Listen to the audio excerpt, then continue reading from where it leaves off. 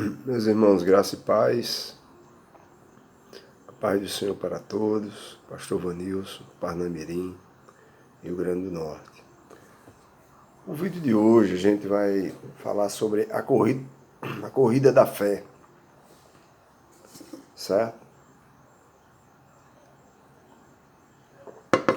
Nós estamos numa corrida na nossa vida de fé, enquanto vivemos aqui nesse mundo.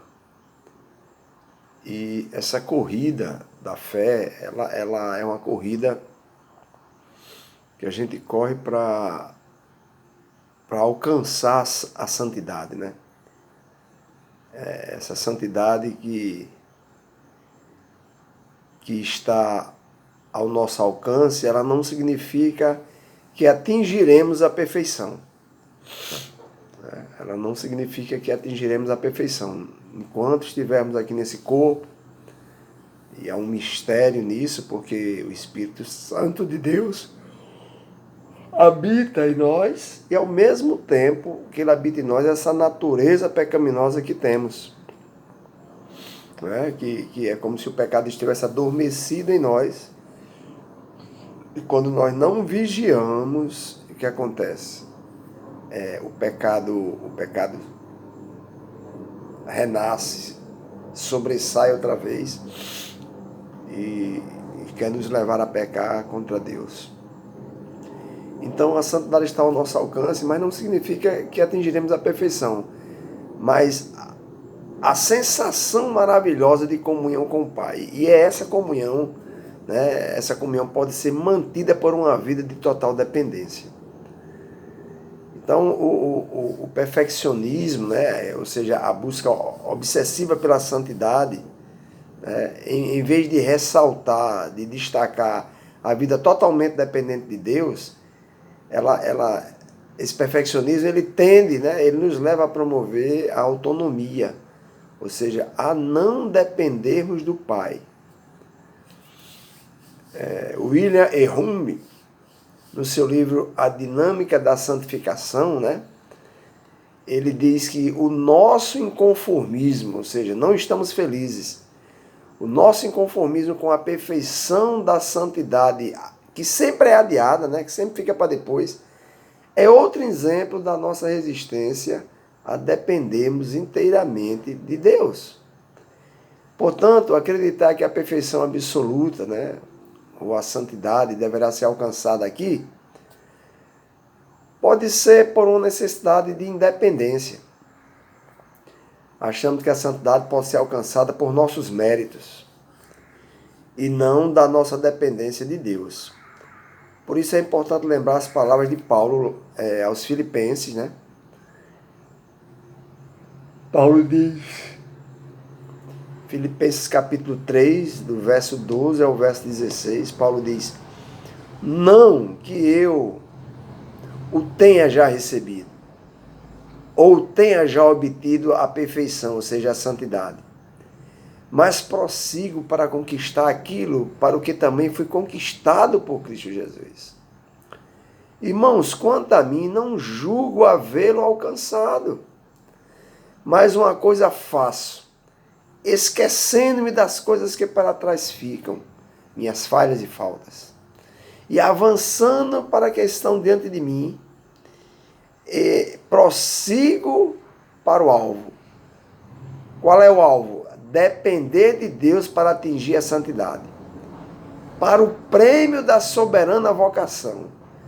Para o prêmio da soberana, ou seja, que exerce poder de forma extrema. Vocação, uma inclinação natural de Deus em Cristo Jesus.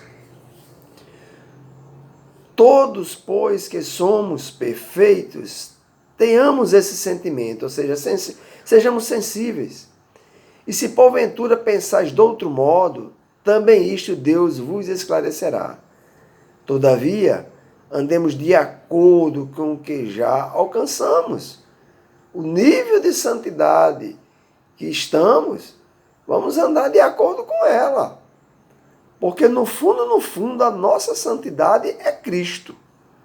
Quando Deus olha para nós imperfeitos, incapazes de se tornar perfeitos aqui, ele vê Cristo nos santificando. Nos santificando. Então, Cristo é a nossa santidade. Tá certo? Então, isso que eu acabei de ler está em Filipenses 3, do 12 ao 16. Quando Paulo escreveu isso, irmãos, provavelmente havia na igreja de Filipos uma panelinha de pessoas que se achavam santarrões, perfeccionistas. Paulo está desmentindo essa perfeição. Precisamos olhar sempre para o alvo. Não devemos ficar olhando para as falhas. As falhas, elas vão acontecer. E serão mais. Provavelmente na vida de alguns, as falhas sempre serão mais do que os acertos. Né? Então, Paulo está desmentindo isso que havia lá na igreja de Filipos. Então, precisamos olhar sempre para o alvo. Né? Não devemos ficar olhando para as falhas. Tropeçou, levanta, sacode a poeira e dá a volta por cima. O prêmio do versículo 14, né, é o muito bom. Muito bem. Não desista. Continue, levanta, vamos em frente. Então, imperfeito. Não se julgava perfeito no sentido da impecabilidade, ou seja, que nunca pecaria. Né? Paulo não se julgava perfeito nesse sentido, que não queria pecar. Pois via nos seus membros, ou seja, na sua carne, uma luta. Né? E o mal, às vezes, prevalecendo. Quando? Quando o bem que ele queria fazer não conseguia. Terminava fazendo mal. E o mal que ele não queria, que ele não queria fazer, terminava, quer dizer, o bem que ele queria fazer, não fazia. E o mal que ele não queria fazer, terminava cometendo o mal. Né? Então, quando tento por mim mesmo, enquanto eu tentar por mim mesmo ser perfeito, eu não vou conseguir. Eu vou dar com os burros na água. É uma expressão aqui nordestina, né? Então, perfeito. Mas Paulo via-se totalmente perfeito em Cristo. No sentido de que ele podia assentar-se em Cristo e dizer: graças a Deus por Cristo Jesus, ele é a minha vitória. Pois quando eu sou fraco, então é que eu sou forte. Se eu tenho Cristo Jesus, tenho tudo. Se eu tenho o perfeito que é Cristo Jesus, eu tenho a perfeição. A nossa perfeição é Cristo. Não temos perfeição em nós mesmos. Então, Paulo está dizendo lá que ele se sente numa corrida. Como um atleta está correndo lá, né? Para conseguir chegar no final da corrida.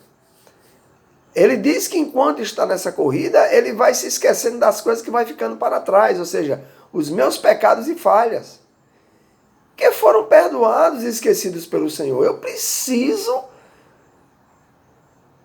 esquecer essas coisas que eu cometo, de erros e pecados e de falhas, porque eu cometi, mas o Senhor já perdoou, já foram esquecidos. Eu não tenho que levar esses pecados e falhas numa mochila, mas desembaraçando-me totalmente deles, eu prossigo em frente para o alvo. É isso que Paulo diz. Quer conquistar aquilo pelo que fui conquistado por ele, ou seja, minha total rendição. Eu preciso conquistar, é a minha total rendição, minha completa identificação com ele. Então, é como se fosse uma corrida de revezamento. A vida cristã se assemelha a uma corrida de revezamento. Dizem que os treinadores de revezamento, eles colocam os melhores corredores no começo e no fim da corrida. Através da história da fé cristã, quando podemos perceber que perseverança foi a marca principal dos corredores vitoriosos. A corrida da fé é uma corrida de santidade. Deus nos separou para Ele a fim de proclamarmos as suas virtudes aos nossos contemporâneos, as pessoas que vivem conosco nos dias de hoje. E assim fazermos diferença real no nosso momento da corrida, no nosso dia a dia, indo e voltando, comprando e vendendo, dormindo e acordando, comendo ou deixando de comer. Essa é a nossa corrida. Ou seja, aonde estivermos, temos que passar para os nossos contemporâneos, tá certo? Proclamarmos essas virtudes do nosso Deus para Ele, para poder fazermos a diferença. Não sabemos quando o bastão será entregue ao nosso grande rei. Não sabemos quando entregaremos o bastão. A corrida de revezamento é aquela que um sai e o outro dispara e o outro entrega o bastão e esse vai passando até chegar no quarto que vai finalizar a corrida e lá entregar o bastão ao juiz. Então nós não sabemos quando vamos entregar esse bastão ao nosso grande rei. Mas cremos que está mais perto do que longe. Então o milênio, este milênio, ele tem trazido consigo grandes mudanças. E os corredores deste momento, os crentes deste momento, os que aceitaram a fé em Cristo Jesus desse momento, mais do que nunca, precisam da marca da perseverança. Pois as pressões serão talvez as maiores de todo o percurso até hoje. Perto da volta de Jesus, as pressões vão aumentar. Então, nós precisamos ser perseverantes. Temos essa marca em nós. Lá em Hebreus, no capítulo 12, do verso 1 ao verso 3, a gente vai entender um pouco essa nossa corrida da fé. Hebreus 12, 1 ao 3 diz: portanto, também nós, visto que temos a rodear-nos tão grande nuvem de testemunhas, desembaraçando-nos de todo o peso e do pecado que tenazmente, ou seja, obsessivamente, o pecado ele é perseverante, ele nos assedia. Corramos com perseverança a carreira que nos está proposta, olhando firmemente para o autor e consumador da fé, Jesus, o qual, em troca da alegria que lhe estava proposta, suportou a cruz, não fazendo caso da ignomínia, ou seja, desonra extrema, infâmia, da traição, e estando assentado à destra do trono de Deus. Considerai, pois, atentamente aquele que suportou tamanha oposição dos pecadores contra si mesmo, para que não vos fatigueis, desmaiando em vossas almas. Bom, essa corrida da fé, nós precisamos correr em 4 direções. A corrida da fé, ela exige de nós olhos atentos para as 4 direções. Diferentemente das corridas de revezamento, no corredor só deve olhar para a frente, na corrida da fé precisamos olhar também em outras direções, não somente para a frente. A primeira direção que na corrida da fé a gente deve olhar é para as arquibancadas do tempo. Para os que já correram antes de nós. Para todos os heróis da fé que estão na Bíblia. Os heróis da fé estão nas arquibancadas da história, a rodear-nos tão grande nuvem de testemunhas, encorajando-nos. Eu posso olhar, por exemplo, para Abraão e como se Abraão estivesse sentado nessa arquibancada e assistindo a minha corrida, e ele dizendo para mim: Vanilson, se mantenha firme, pois vale a pena. Eu entreguei tudo, Vanilson, nessa corrida. Eu despojei-me até do meu primogênito Isaac, que eu tanto esperei por ele, pois compreendi que em Deus está todo o meu tesouro.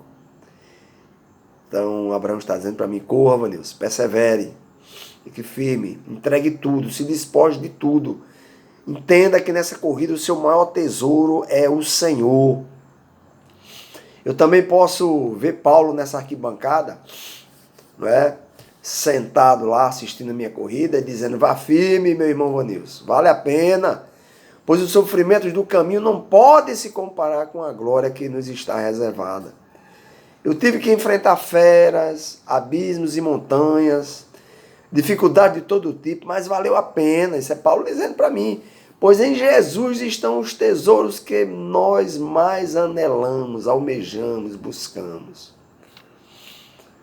E a gente vai encontrar nessa arquibancada, né, nessa nuvem de testemunhas, né, nos rodear, nós vamos encontrar os que foram honrados pela fé e os que honraram a fé. Os que foram honrados pela fé e os que honraram a fé. São dois tipos de torcedores dessa arquibancada. E a gente vai ver isto lá em Hebreus, no capítulo 11, né? Do verso 4 ao verso 31 e do verso 32 ao verso 35. Né? A parte A do verso 35. E o que mais direi ainda? Certamente me faltará o tempo necessário para referir o que há a respeito de Gideão, de Baraque, de Sansão, de Jefté, de Davi, de Samuel e dos profetas, os quais, por meio da fé, submeteram reinos, praticaram a justiça, obtiveram promessas, fecharam bocas de leões, extinguiram a violência do fogo, escaparam ao fio da espada, da fraqueza tiraram força, fizeram-se poderosos em guerra, puseram em fuga exércitos de estrangeiros.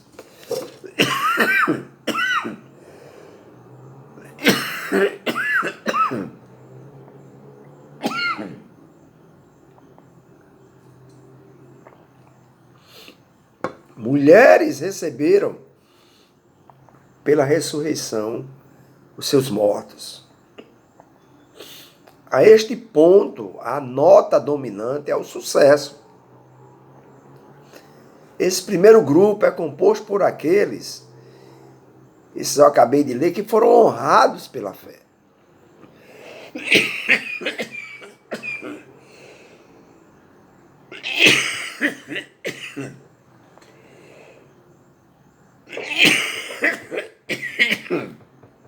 Perdão.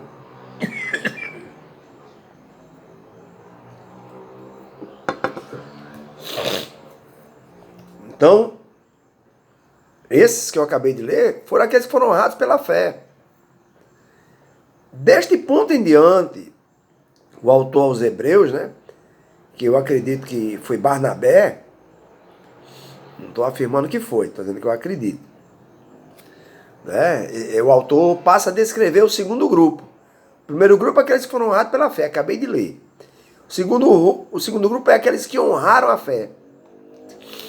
E ele continua lendo, que é de Hebreus 11, agora do 35, parte B ao 38, ele diz: alguns foram torturados, não aceitando seu resgate para obterem superior ressurreição. Outros, por sua vez, passaram pela prova de escárnios e açoites. Sim, até de algemas e prisões. Foram apedrejados, provados, cerrados pelo meio, mortos ao fio da espada. Andaram peregrinos, vestidos de peles de ovelhas e de cabras, necessitados, afligidos, maltratados, homens dos quais o mundo não era digno, errantes pelos desertos, pelos montes, pelas covas, pelos antros da terra.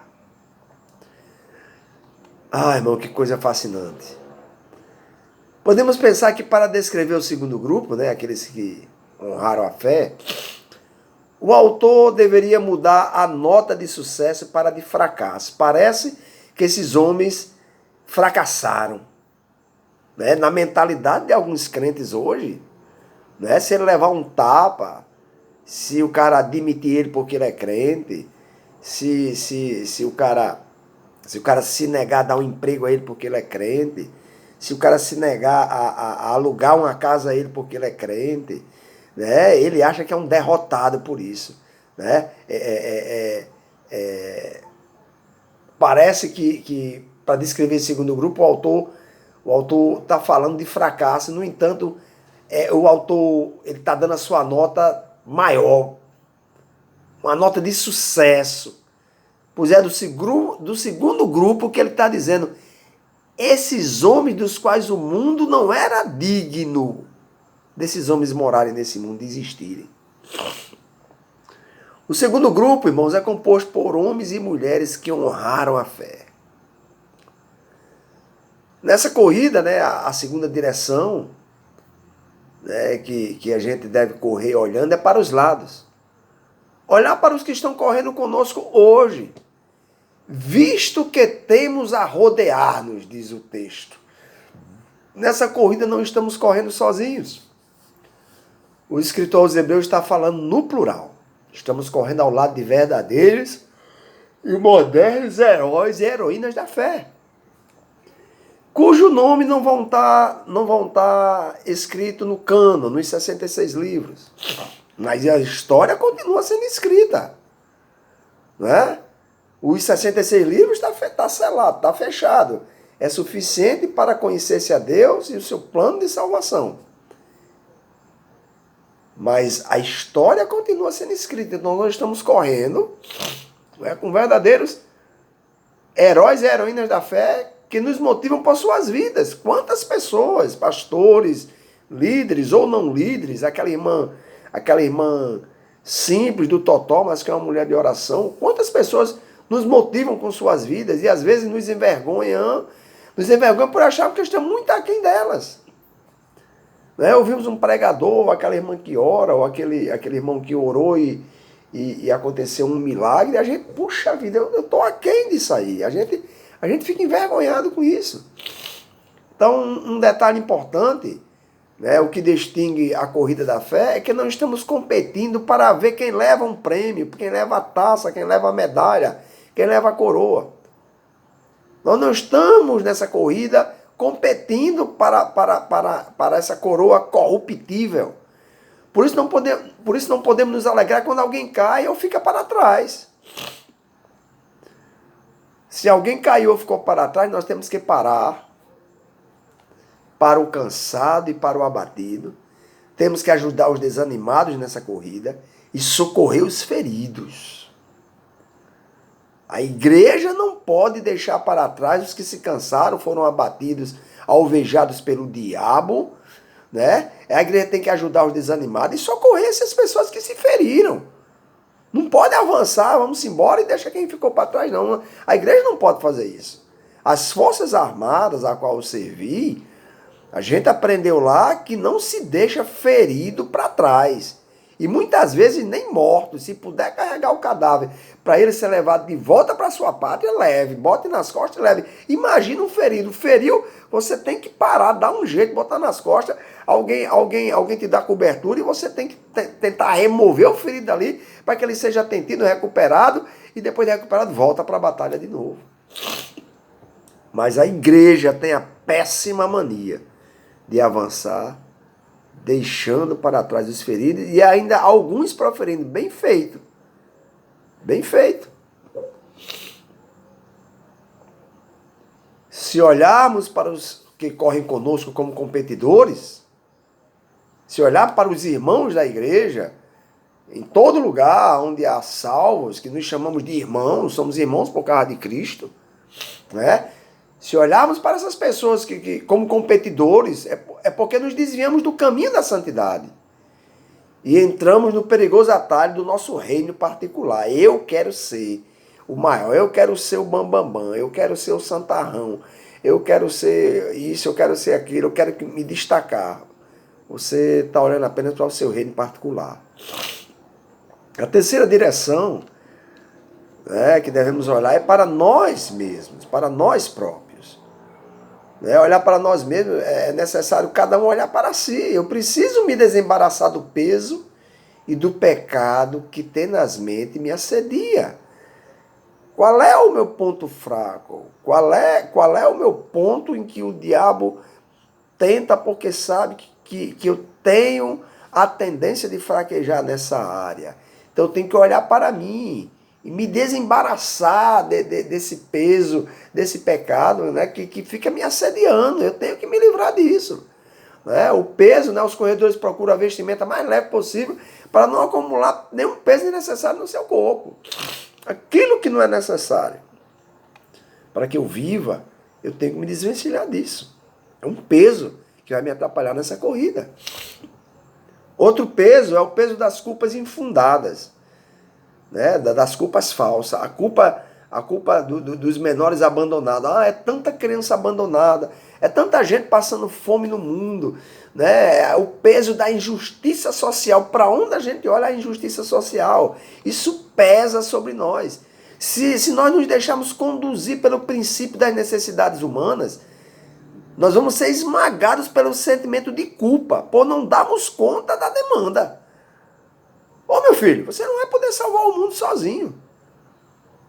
Então deixe de se culpar por não conseguir matar a fome do povo. Deixe de se culpar porque não há abrigo para todos, não há moradia para todos, porque tem morador de rua demais e vão se proliferando. Não se culpe por isso, você não vai dar conta dessa demanda que só cresce. Você faça o que é possível fazer. Precisamos nos deixar conduzir pelo Senhor. Precisamos ser sensíveis à sua voz para servirmos a Ele. Ao servirmos aos pobres e necessitados, estamos servindo ao Senhor. Somente atentos ao seu chamado, ao chamado do Senhor, aprenderemos a esperar o seu comando para sabermos em que obras Ele quer que nós nos envolvamos. Nossas obras não nascem de nós mesmos, nem da necessidade humana, nem do sentimento de culpa, mas nascem do coração do Pai. Nós não devemos fazer obra como é que eu posso dizer, tirar um peso de cima de nós. Não, eu desencargo de consciência, né? Para deixar de ter o desencargo de consciência chamado, né? Nossas obras, não, elas não devem nascer de nós mesmos, devem orar ao Senhor, buscar a direção de Deus para saber dessa necessidade humana, né? Olhar para a necessidade humana e querer fazer. Não, vou fazer. Deus está lhe mandando fazer realmente isso? Né? Nem o sentimento de culpa, não, eu sou culpado por isso, por aquilo. Essas obras que a gente vai se envolver, elas devem nascer do coração do Pai. O Pai sabe. Né? Claro que se alguém chega pedindo comida, você tem que dar comida. Alguém chega pedindo um lençol, você tem que dar o lençol. Né? E o peso das memórias. Existem memórias que se tornam pesos desnecessários. Pois se fixam em nossa mente, irmãos, e nos arrastam para a tristeza e depressão. Né? Pessoas que perdem entes queridos num acidente de carro. Ele vinha dirigindo e o carro capotou e morreu a família inteira, só ele escapou. Ele não pode passar a vida inteira com esse peso das memórias, ele tem que se desvencilhar disso, né? Dessa tristeza, dessa depressão, não, sai daí, né? Sai daí.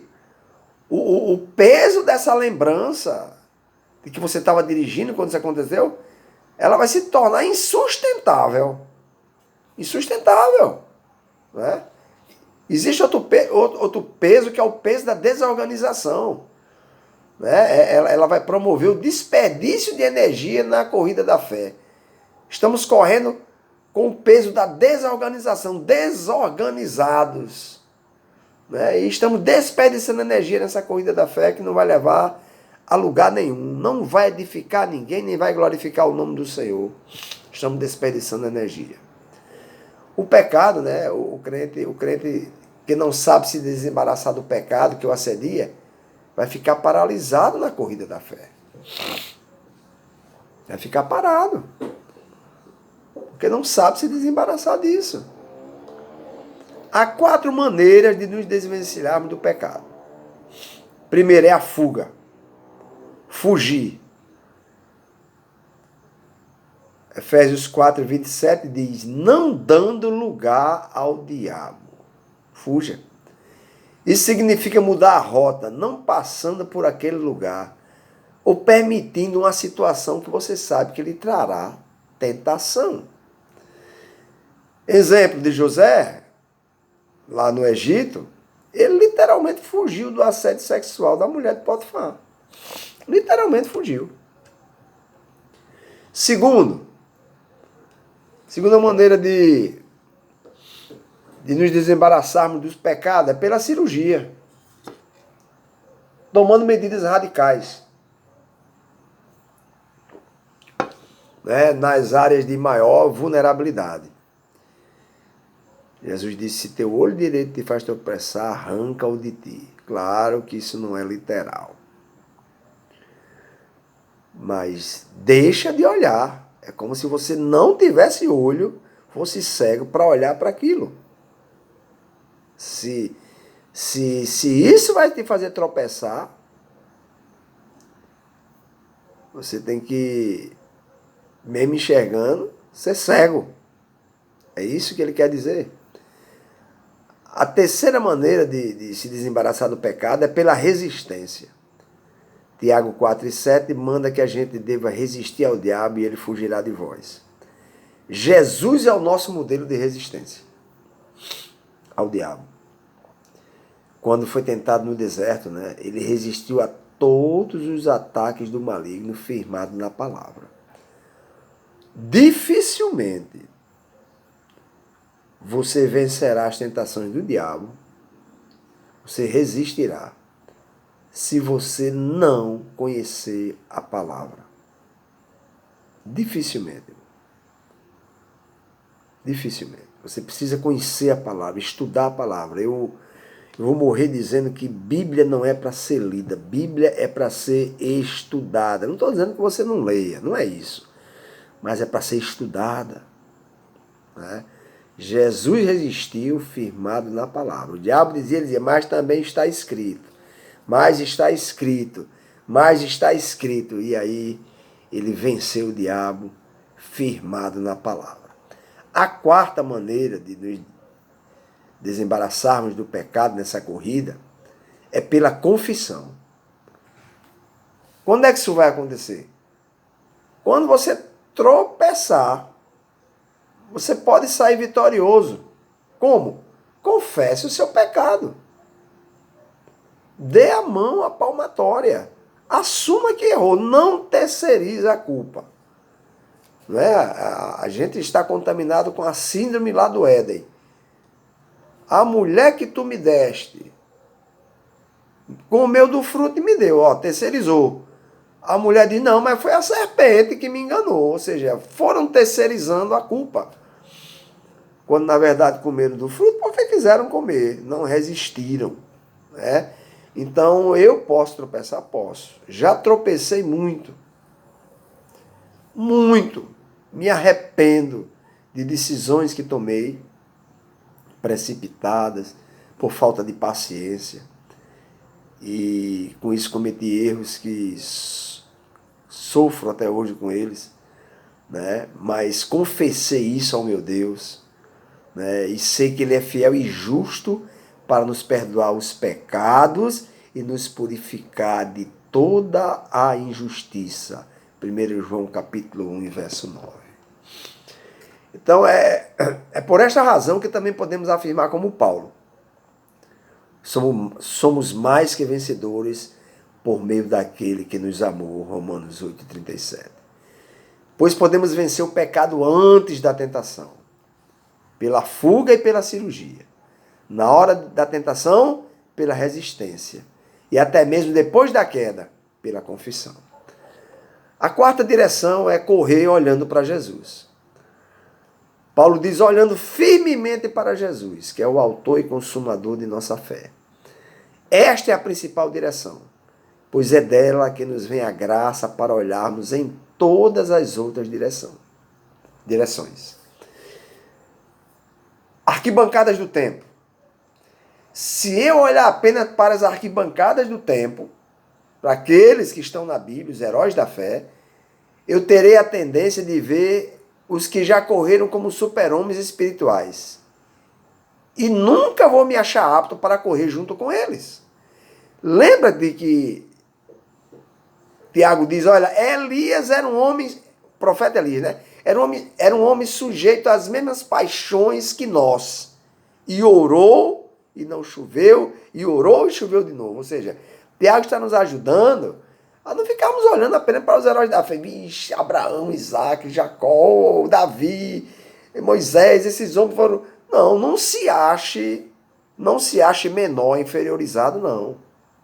Não fica olhando apenas para esses que estão assistindo a sua corrida hoje, não. Ache-se apto para estar também nessa corrida.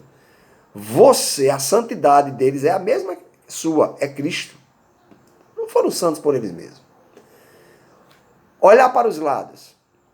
Se eu ficar olhando somente para os que estão correndo comigo hoje, os pregadores de hoje, os pastores de hoje, as dirigentes de círculo de oração de hoje, os cantores de hoje, se eu ficar olhando apenas para eles que estão correndo comigo hoje, eu posso cair no mesmo buraco da comparação e sentir-me inadequado. Perto de tantos corredores velozes e capazes, e ser assim corroído pela baixa autoestima espiritual. Tem muito crente com a baixa autoestima espiritual. Ele não se acha capaz de ser crente. Não se acha capaz de pregar a palavra. Não se acha capaz de cantar um louvor. Não se acha capaz de evangelizar. Porque isso é para irmão fulano, para irmão ciclano, para irmão beltrano. Porque está olhando apenas para os lados, para esses que estão correndo com ele. Quando olhamos para nós próprios, se eu ficar olhando somente para dentro de mim, eu posso desenvolver a terrível doença da autocomiseração. Eu sou um bichinho, eu sou um coitado, eu não consigo. Eu não sou como fulano, né? Ou seja, facilmente eu vou me transformar, eu vou ser atingido pela doença que é a síndrome de vítima. Eu vou me vitimar. Isso vai me levar, sabe o que, irmãos? A ficar prostrado à beira da estrada, emburrado com Deus. Por ter permitido tanta fraqueza na pessoa só, oh, Senhor, eu sou muito fraco. Acaba com isso, rapaz. Olhando para Jesus. Por isso a quarta direção, na realidade, ela deverá ser a primeira. E a mais importante. É olhando para Jesus que eu descubro que todos que já correram receberam dele a capacitação para chegar até o fim. Abraão, Isaac, Jacó, Davi, por aí vai. Paulo, os discípulos, né, não importa. Eles receberam capacitação para chegar até o fim de Jesus, que é o mesmo que vai me capacitar e capacitar você para chegar até o fim. É olhando para Jesus que eu percebo que os corredores que estão emparelhados comigo estão também com os olhos fitos dele recebendo a graça para prosseguir na corrida. É olhando para Jesus que eu posso olhar para dentro de mim e a semelhança de Pedro desmanchar-me em genuíno arrependimento. Senhor, tu sabes que eu te amo.